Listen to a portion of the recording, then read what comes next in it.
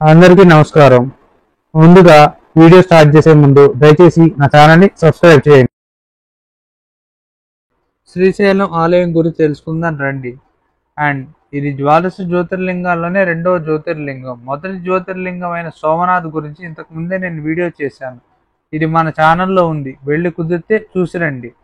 భారతదేశంలో మొత్తం 12 జ్యోతిర్లింగాలు ఉన్నాయి. అండ్ అందులో రెండవ జ్యోతిర్లింగం ఈ శ్రీశైలం. అండ్ ఈ శ్రీశైలంలో శివుని మల్లన్న లేదా మల్లికార్జున స్వామిగా పూజిస్తారు. అండ్ ఇక్కడ అమ్మవారిని భ్రమరాంబికాదేవిగా పూజిస్తారు. అండ్ ఇది ఆంధ్రప్రదేశ్లోని నంద్యాల డిస్ట్రిక్ట్లో ఉంది. అండ్ ఇది కర్నూలుకి 180 కిలోమీటర్స్ డిస్టెన్స్లో ఉంది. అండ్ హైదరాబాద్కి 210 కిలోమీటర్స్ డిస్టెన్స్లో ఉంది. అండ్ విజయవాడకి 264 కిలోమీటర్స్ డిస్టెన్స్లో ఉంది. అండ్ ఇది గొప్ప ప్రసిద్ధ శైవ క్షేత్రం.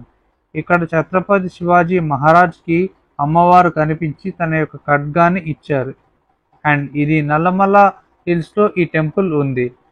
కృష్ణానది తీరాన వెలిసిన పుణ్యక్షేత్రం ఈ శ్రీశైలం. అండ్ ఇక్కడ కృష్ణానది పాతాళగంగ రూపంలో దర్శనం ఇస్తుంది. అండ్ ఇక్కడ కృష్ణానదిలో స్నానం చేసి మల్లికార్జున స్వామిని దర్శనం చేసుకుంటారు. అండ్ ఈ పర్వతాన్ని సిరిగిరి అని కూడా పిలుస్తారు. అండ్ ఇక్కడ టెంపుల్ని నిత్యం వేలాది మంది వస్తూ ఉంటారు. అండ్ శ్రీశైలం మల్లికార్జున స్వామి ద్వాదశ జ్యోతిర్లింగాల్లో ఒకటి. అండ్ భ్రమరాంబికాదేవి అష్టాదశ శక్తిపీఠాల్లో ఒకటి.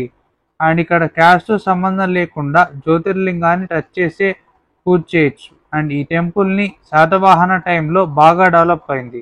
అండ్ ఈ టెంపుల్ శ్రీశైలం 3rd సెంచరీలో పల్లవ, చాలాస్, వాకాటకాస్, కాకతీయాస్ కూడా ఈ ఏరియాని రూల్ చేశారు.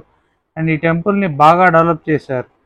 అండ్ రాణి రుద్రమ్మదేవి అలాగే ప్రతాపరుద్రుడు కూడా శివుడికి ఎన్నో ఆభరణాలు అండ్ అలాగే ఎన్నో గొప్ప పూజలు చేశారు. అండ్ ఆ తర్వాత రెడ్డి రాజుల చేతుల్లోకి వెళ్ళింది. అండ్ దాని తర్వాత విజయనగర కింగ్డమ్ చేతుల్లోకి వెళ్ళింది. ఎస్పెషల్లీ శ్రీశైలం కాకతీయ టైంలో బాగా డెవలప్ అయింది. అండ్ అష్టాదశ శక్తిపీఠాల్లో ఒకటి అయితే ఇది జ్యోతిర్లింగాల్లో కూడా ఒకటి. మీకు కనుక నా ఛానల్ నచ్చితే సబ్స్క్రైబ్ చేసుకోండి, అలాగే నా వీడియో లైక్ చేయండి, షేర్ చేయండి, అండ్ బెల్ ఐకాన్ని క్లిక్ చేయడం మాత్రం మర్చిపోకండి.